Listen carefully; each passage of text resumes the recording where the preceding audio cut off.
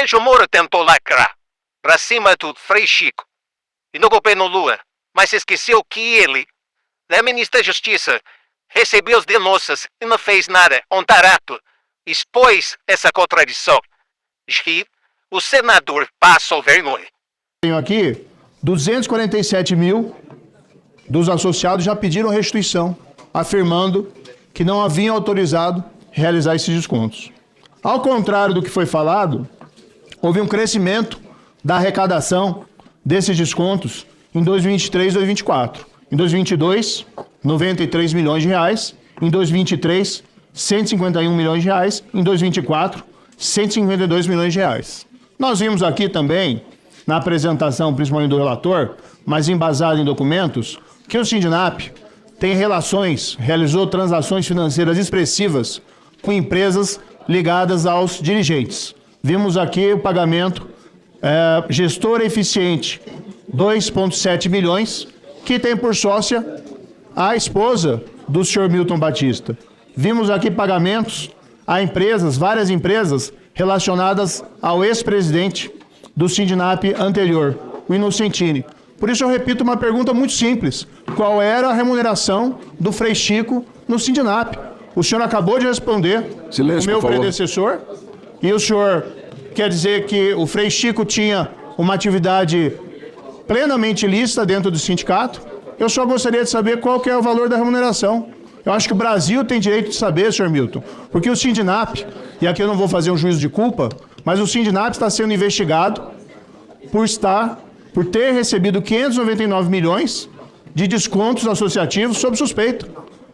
247 mil desses associados já pediram a devolução, dizendo que foram vítimas de fraude.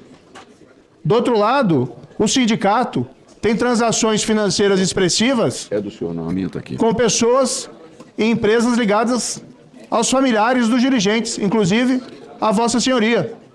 E aqui, de repente, quem a gente tem dentro do quadro do sindicato? Que entrou, aliás, em 2023.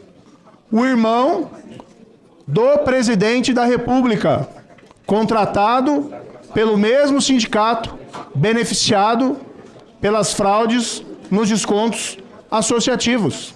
E aqui nós temos o depoente que vem, que a gente respeita o direito ao silêncio, mas o senhor não tem a capacidade, de informar que a relação foi... Silêncio, por favor. Mas o senhor não tem condições de informar a remuneração do Frei Chico? Quem contratou o Frei Chico? Foi o Lula que pediu ao senhor para contratá-lo? Foi o Carlos Lupe que pediu para contratá-lo? O senhor não entende que o Brasil merece uma resposta em relação a isso? Ou tem algo de errado, de ilícito nessa contratação? Tem não, deixa ele responder. Presidente, eu lamento, né, que uma pergunta simples como essa, e a falta da resposta aqui gera uma sombra, uma suspeita enorme. Isso, eu queria aqui também começar falando que na sessão passada, a oposição atribuiu ao ministro da CGU, Vinícius Carvalho, prevaricação, por não ter atuado com celeridade. Olha, prevaricação é um crime previsto no artigo 319, que tem como elemento subjetivo da conduta o dolo. E foi na CGU que foi começada essa apuração juntamente com a Polícia Federal. Eu vou desenhar aqui quem efetivamente omitiu a todo o comportamento fraudulento que vitimou milhões de aposentados, pensionistas, população hipossuficiente. Por gentileza.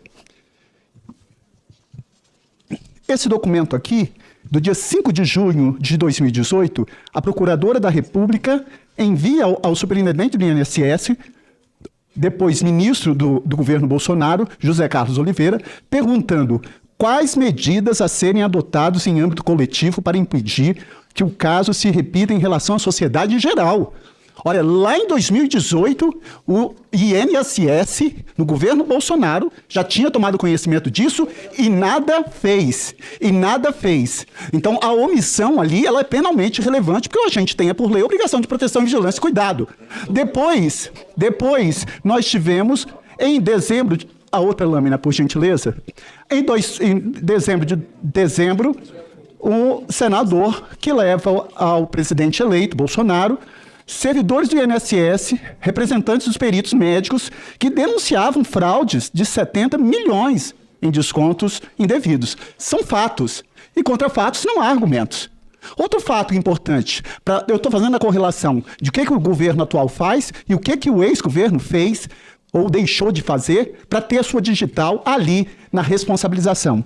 Depois nós tivemos outra lâmina, em que há um requerimento de informação da Câmara dos Deputados ao então ministro da Economia, Paulo Guedes, e ao secretário da Previdência, hoje um senador, aqui na nossa casa, perguntando quais foram as providências tomadas em caso de descontos não autorizados. Veja que não foi uma nem duas vezes. Foram inúmeras vezes que o ex-governo, as instituições foram instadas a apurar esses fatos.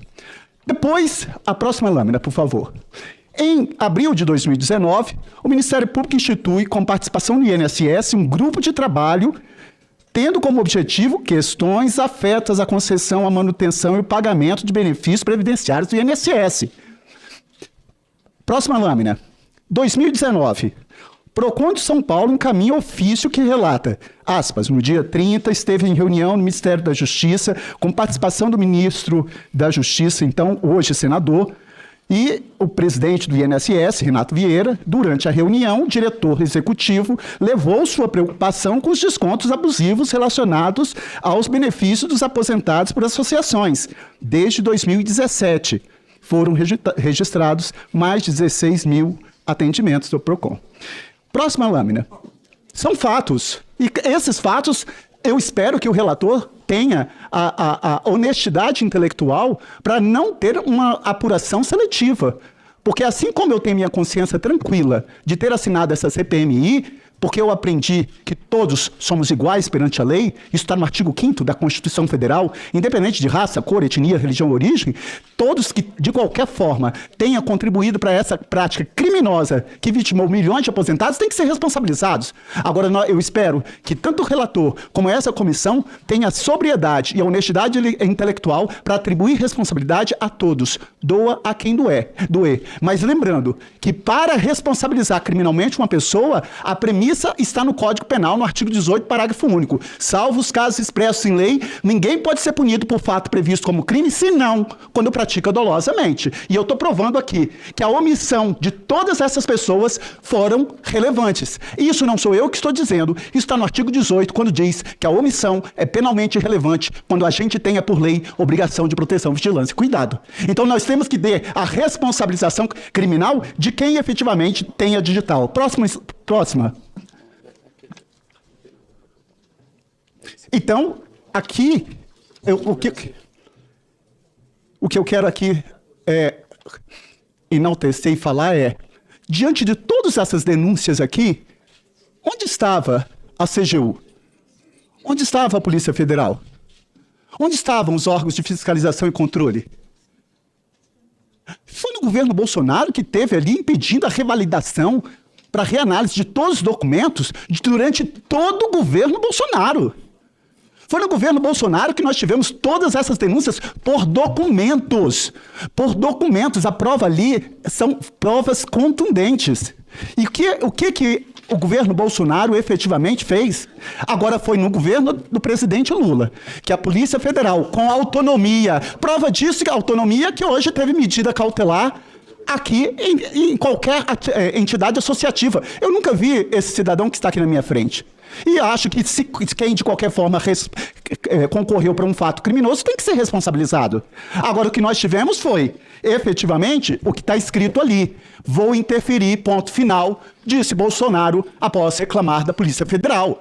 E esses foram fatos. Nós tivemos o ministro da Justiça no governo Bolsonaro que saiu falando que estava deixando o cargo porque ele estava querendo interferir na Polícia Federal. O governo do presidente Lula, nós estamos no Lula 3, as instituições são fortes, a Polícia Federal tem autonomia, a CGU tem autonomia. E a forma como você fortalece e mantém uma democracia é fortalecendo as instituições. E isso é uma prova contundente da participação do governo do presidente Lula na responsabilização para toda e qualquer pessoa que tenha concorrido para essa famigerada conduta perniciosa, cruel, hedionda, degradante, que vitimou milhões de aposentados.